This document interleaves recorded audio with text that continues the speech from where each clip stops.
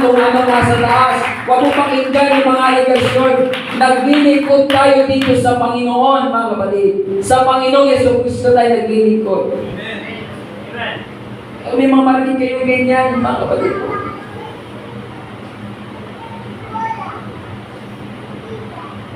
Sabi ko nga lagi, kung may mga, kaya iingatan natin, mga kapatid.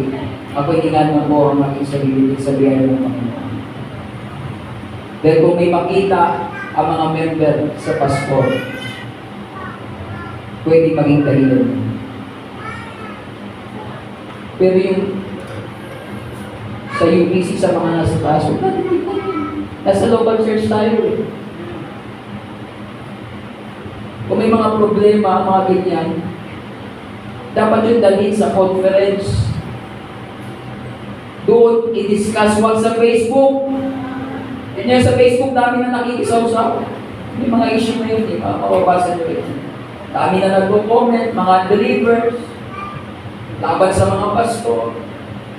Kasi may isang pastor na pinost sa Facebook yung problema. Meron siyang hindi siya sang-ayon sa isang memorandum, nilabas niya sa Facebook, dami na nagko-comment, mga believers, mga... Dapat yung dinadala sa bagong ministro, tayo mga members, mga kapatid, tumingin tayo sa Panginoon. Sa Panginoon tayo maglingkod. At bilang pastor, mga kapatid, sa congregation na ito, sama niyo ko lang sa panalangin na maingatan tayo ng Panginoon. Na tayo po ay makapaglingkod ng matapat, huwag tayo makagawa ng anumang bagay na kakatisod sa local congregation, mga kapatid. Kaya naglilingkod tayo sa ating Panginoon. Palakpakan natin ng Panginoon, mga kapatid. Sabi ni Biblia, may mga sasalita. Malapit na tayo matapos. Verse 10, they speak evil of those things which they do not know. But what they know naturally as good peace in those things they love themselves. They criticize, kahit hindi nila alam. Yan ang sabi ni Jude. Verse 11, now, nagbigay ulit siya ng tatlong example. Kanina, tatlong example. Ngayon, tatlong example ulit. Ang tatlong example, verse 11, woe unto them, for they have gone in the way of Cain. We know who is Cain.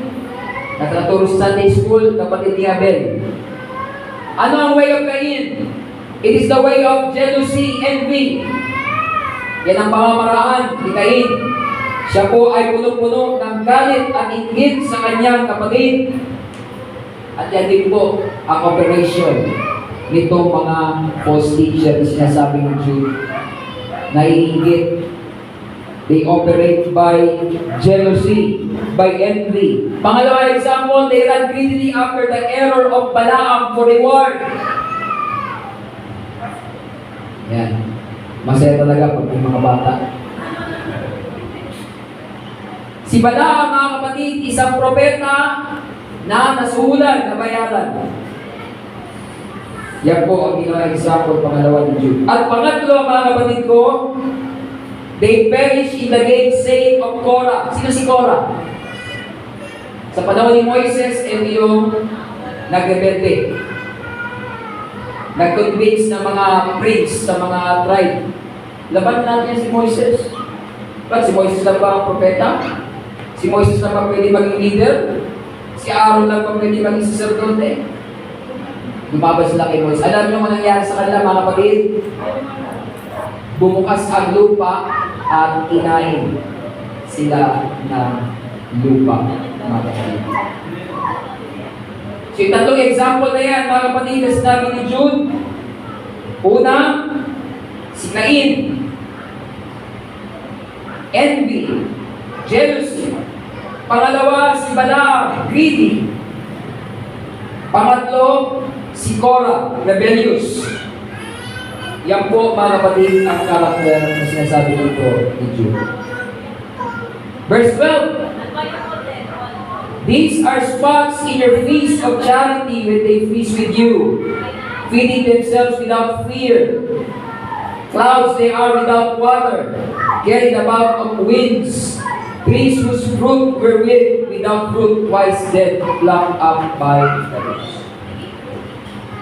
Ang ginawang example o illustration sa kanila ni Jude ay clouds without water. Kagaya daw po sila ng mga ulap na walang lamang ulan. Nanggaling yan sa Proverbs 25 verse 14. Basahin natin, Proverbs 25. Malapit tayo matapos. Sabi nila, pagka sinabi ng preacher na malapit tayo matapos, mga 30 minutes na yan. 25:14, biro lang, malapit na. Ano yung mga clouds na walang ulan? Sabi yan, whoso boasted himself of a false gift is like clouds and wind without rain. Kapag tayo pala ay nagmamalaki ng gift na hindi naman totoo, false, nagiging kagaya tayo ng ulap na walang ulan. Kaya sabi ni Jude, mga kapatid, ay kung mga pumasok na mga false teacher, kagaya sila ng mga ulap na walang ulan. Ano pang sabi doon? Carrying about of winds, unstable. Ito yung sinabi sa Ephesians 4 verse 14. Basa, Ephesians 4:14. That we henceforth be no more children, tossed to and fro and carried about with every wind of doctrine, by the sleight of men and cunning craftiness, whereby they lie in wait to deceive. Church, kaya po may fivefold ministry para tumibay tayo sa doctrine. Amen. Makinig ng Bible study. Makinig ng Sunday school. Makinig ng preaching. Bakit?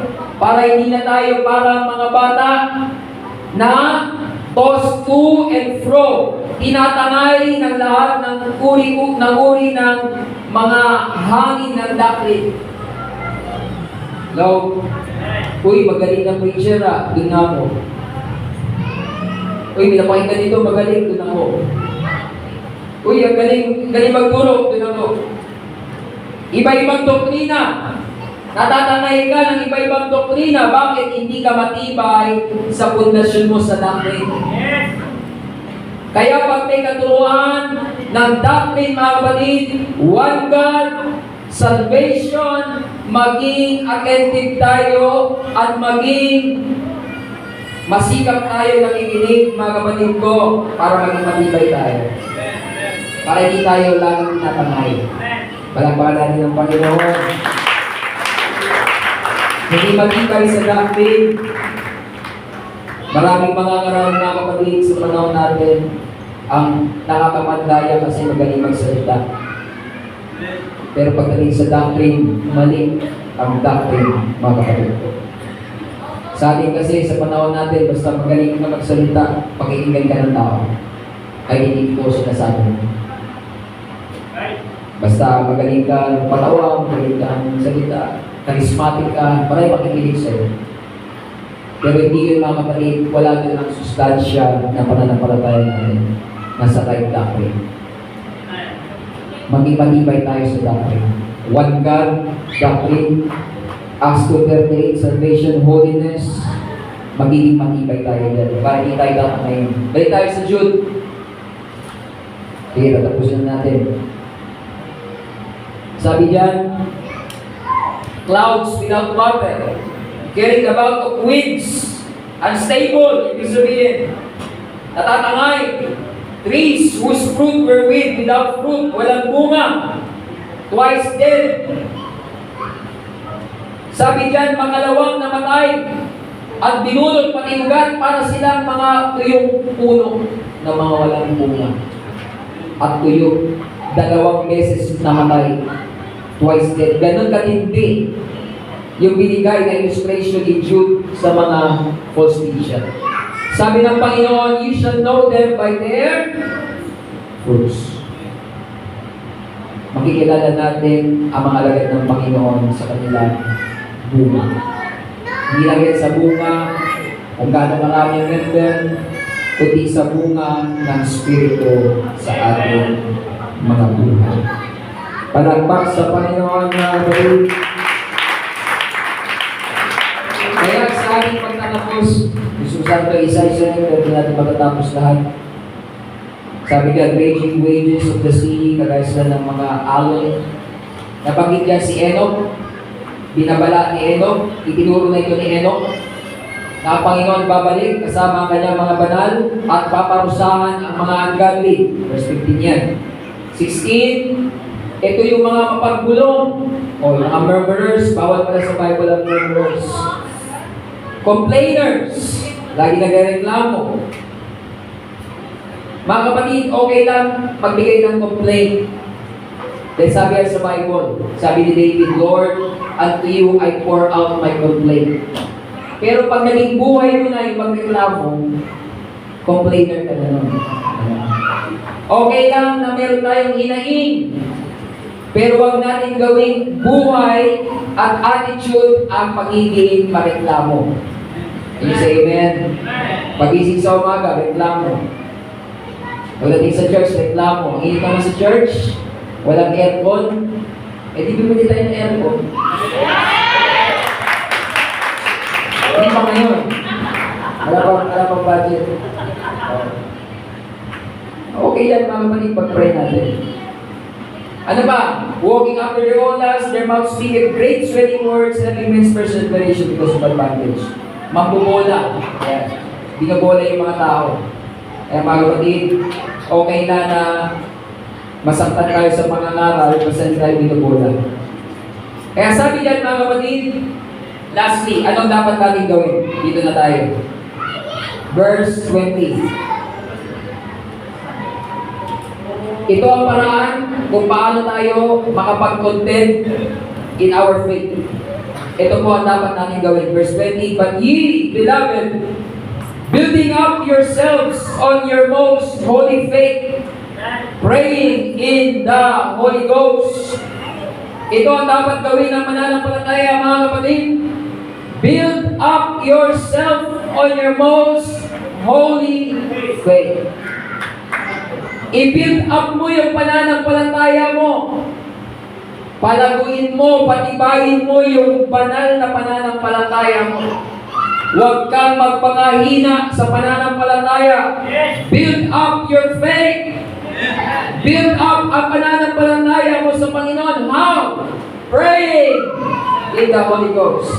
Pray, pray, pray. That is how you build up your faith. Can you say amen?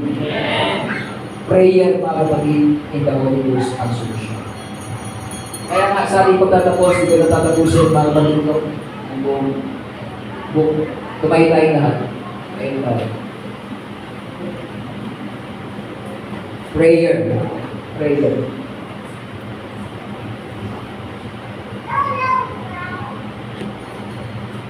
Pag nangihina, pray. Kapag ka merong pinagdadaanan, pray. Build up your faith out, pray. Pray. Pray. Hindi tayo madideceive pagka tayo ay palagi nagpipray. Nagpipray. Nagpipray. Ang prayer sa aming mga Friday, kalaban yan ng ating laman. Sabi ng Panginoon, the spirit is willing but the flesh is weak. Ayaw ng laman natin ang prayer. But that is how you will build your faith. I encourage everyone. Magpakatibay tayo sa ating pananampalataya. Manalangin. Makinig ng Word of God. Makinig ng doctrine. Makinig ng pangangaral. Makinig ng salita ng Diyos. Magbasa ng salita ng Diyos. Magbasa ng Bible. Mag-pray, umattend ng gawain. Mag-worship, mag-pray, mag-pray. That is how you will contend for the faith which was once delivered to the saints. Diyan po natin mapapagibay at mapapagipaglaban ang pananampalataya tinanggap. Kapatid, ipaglaban mo pananampalataya. Huwag mong hayaan na nakawin ito ng kaaway. Makipaglaban ka para sa pananampalataya. Today is our communion service. Before we partake of communion, maganda po tayo ng ating mga puso. Para lamang muna ito sa mga baptized in Jesus' name. Para ito sa mga bautismado na sa pangalan ni Jesus. Lalapit tayo sa Panginoon. Magpapadalisay ng puso. Magpapasuri sa ating kalooban.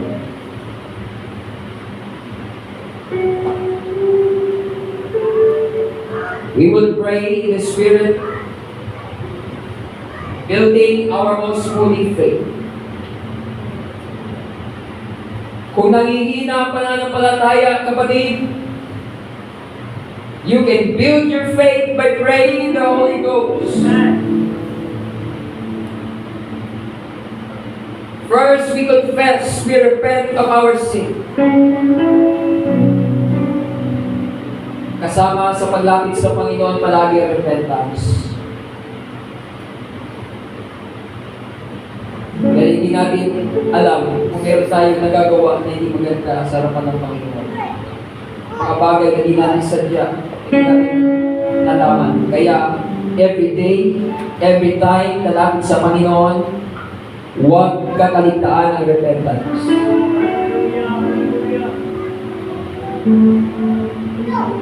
After we confess, we repent of our sin, we will ask the Lord to sanctify our hearts. Lilinisin ng Panginoon upang maging tahanan ng banal na Espiritu, upang muli tayong mapuspos, ma-refill ng Holy Spirit. And then we will pray in the Holy Ghost. Lalabas ka sa church na malakas at lalago ang pananampalataya mo if you are always praying in the Holy Ghost.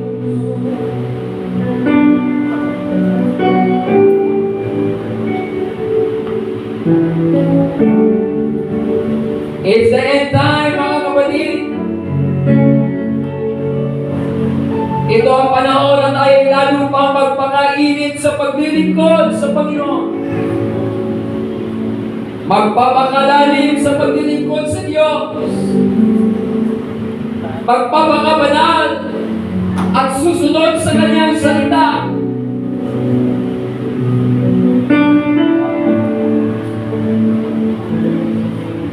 Sige, lumapit muna tayo sa Panginoon, mga kapatid.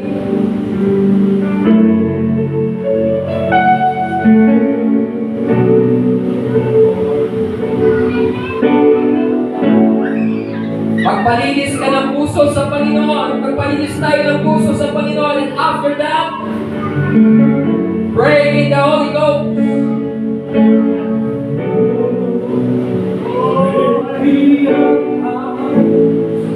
Yes, in the name of Jesus.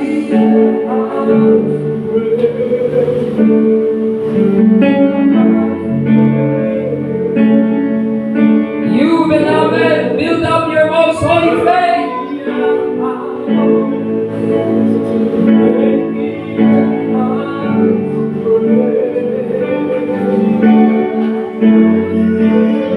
Sige, kung nakapag-confess na sa Panginoon, start to pray in the Holy Ghost.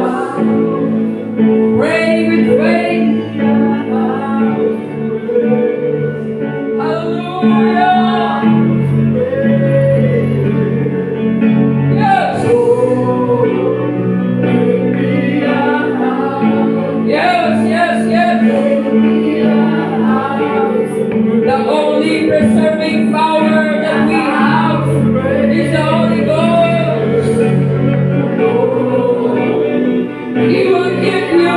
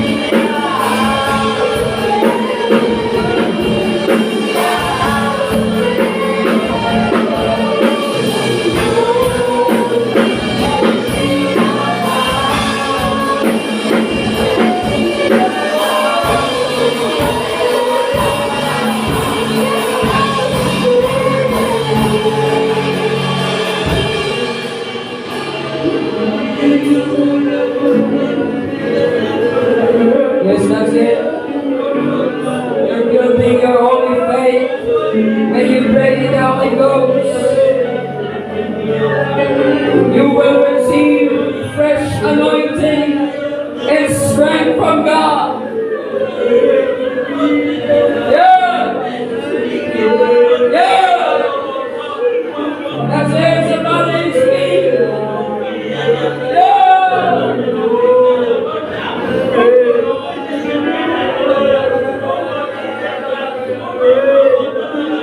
Yes, let's open your mouth and speak. Speak as the Spirit gives you the utterance.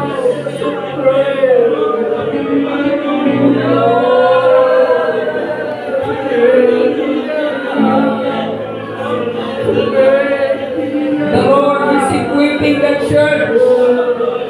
The Lord is protecting His church.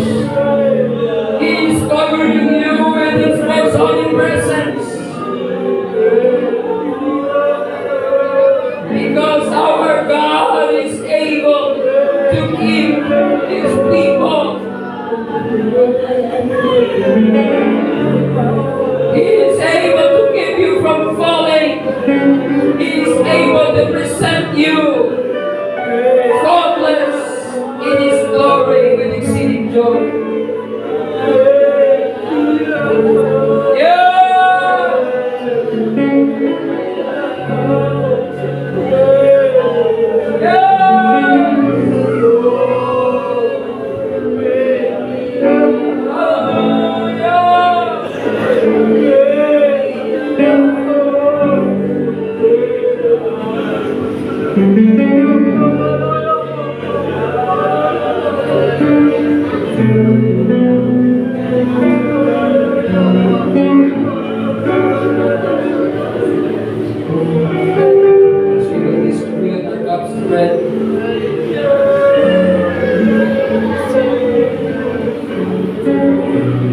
First Corinthians 11, verse 23, for I have received of the Lord that which also I delivered unto you. Sapagkat tinanggap ko sa Panginoon, ang ibinibigay ko naman sa inyo, na ang Panginoong Isus ng gabing siya'y pagkatulog, ay tumagbot ng tinapay. At nang siya'y makapagpasalamat ay kanyang pinagputol-putol at sinabi, ito'y aking katawan na pinagputol-putol dahil sa inyo. Gawin ninyo ito sa pag-aalaala sa akin. At kayo din naman hinawakan ng saraw pagkatapos na makahapon, na sinasabi, ang sarang ito ay siyang bagong tipan sa aming dugo. Gawin ninyo ito sa tuwing kayo magsisino sa pag-aalaala sa akin. Sapagkat sa tuwing kanin ninyo ang tinapay na ito, at inuman ninyo ang saraw ay inihayag ninyo ang pagkamatay ng Panginoon hanggang sa dumating siya. Kaya nang sino mang kumain ng tinapay o inom sa saraw ng Panginoon na di nararapat ay magkakasala sa katawan ng dugo ng Panginoon. Kapag siya sabi ng tao kanyang sarili at saka kumain ng tinapay at uminom sa saraw. Sapagkat ang kumakain tuminom ay kumakain tuminom ng hatol sa kanyang sarili kung hindi niya kinikilala ang katawan ng Panginoon. Dahil dito'y marami sa inyo ang mahihina at mga masakit at hindi kakaunti at mga tutulog. Katapat kong ating kilalanin ang ating sarili ay hindi tayo ang tulad. Katapat kung tayo hinagulan ay pinanusan tayo ng Panginoon upang huwag tayo malugasan. Ang communion ay isang ordinance na ibigay ng Panginoon Kristo for the church. At sabi niya, we will do this in remembrance. Gagawin natin ito bilang pag-alaala sa Panginoon. We don't do it casually. We do it solemnly. Bilang pag-alaala sa kamatayan ng Panginoon. We believe ang Panginoon ay nagpapalakas at nagpapatibay ng pananampalataya by our regular participation in this service. Sa ating patuloy na pagpaparticipate sa pamilya, nagiging karagdagang kalakasan ito sa ating pananampalataya. Kaya ginagawa natin ito na merong pagsusuri sa ating sarili. Dahil meron din paalala ang Bible na huwag ito gagawin nang walang pagsusuri sa sarili. Yes, hallelujah. So we will pray. I believe ang Panginoon ay kumilos sa ating kalagitnaan. Nilinis, sinakify ng Panginoon ang ating mga sisimlan so that we can partake of the communion of the Lord. Hawakan natin tinapay, mga kapatid. Lord, bless this bread.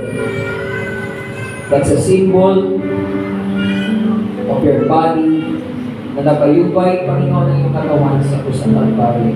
Pinagputol-putol. Ang iyong katawan ay nalakayan, nilapiko, pinapon, ay sinisimbolo na mga pera-perasong tinapay na ito na walang ibaduran.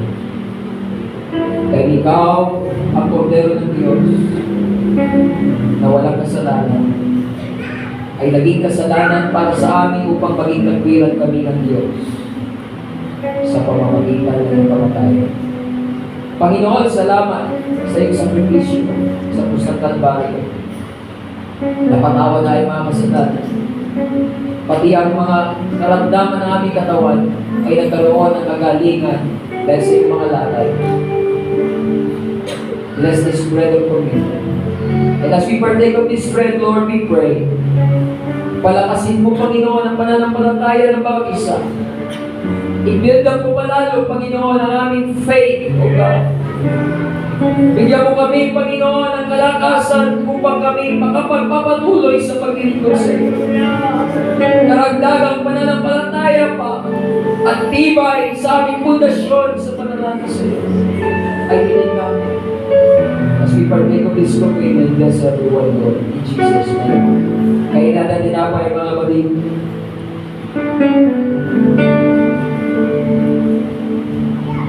Hawakan natin ang tagas ng ubas. Lord, bless this cup.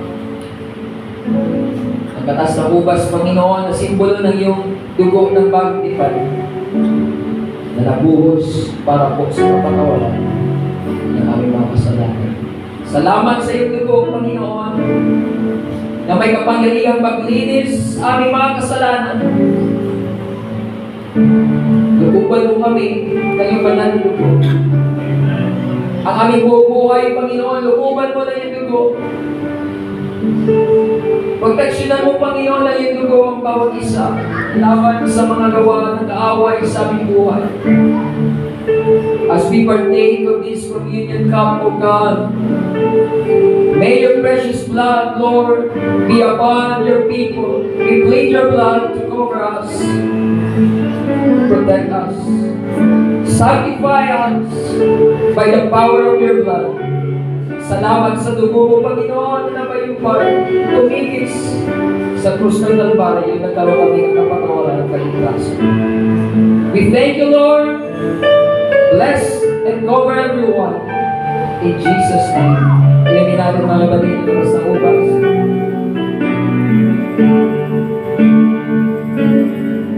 Amen. Let's worship the Lord. Hallelujah.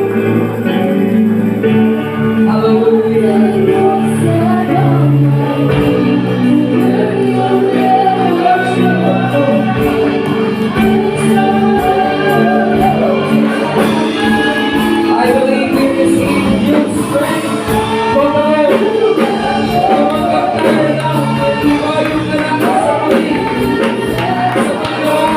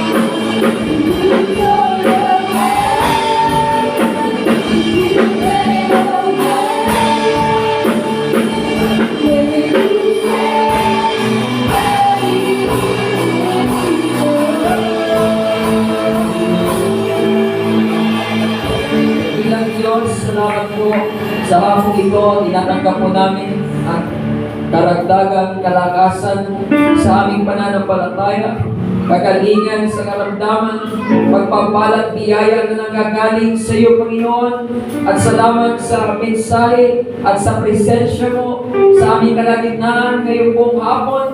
At salamat, Panginoon, dahil muli mo kami dinalaw ng iyong banal na presensya. Nalayo mo namin sa iyong pagtatapos. Ang patuloy mong gabay, pag-iingat, pagpapala sa bawat isa sa aming pag-iwalay. Luguban mo kami ng iyong banal na dugo. Ingatan ang bawat isa, Panginoon. Dadalhin namin ang kagalakan, ang testimony na ito, Panginoon, na maaari namin maibahagi sa aming mga kaibigan, mahal sa buhay, na ikaw ay buhay at totoo, Panginoon, sa aming mga buhay. Maraming salamat, O Diyos. We give you all the glory. This is our prayer. In Jesus' mighty name we pray. Amen. Amen. Palakpak sa Panginoon. Pagpagpag sa aming buhay ng Diyos.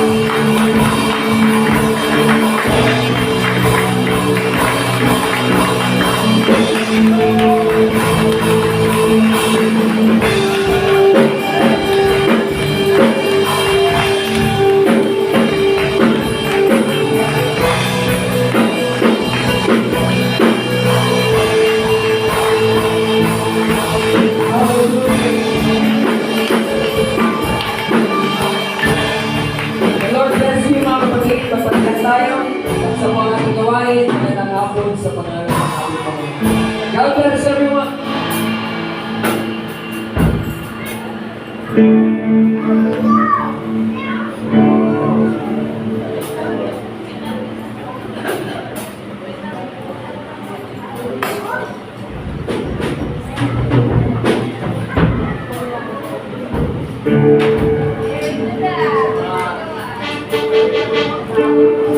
Sa mga teachers po natin, sa high school teachers, quick meeting lang po, mabilis lang. Dito tayo sa harap.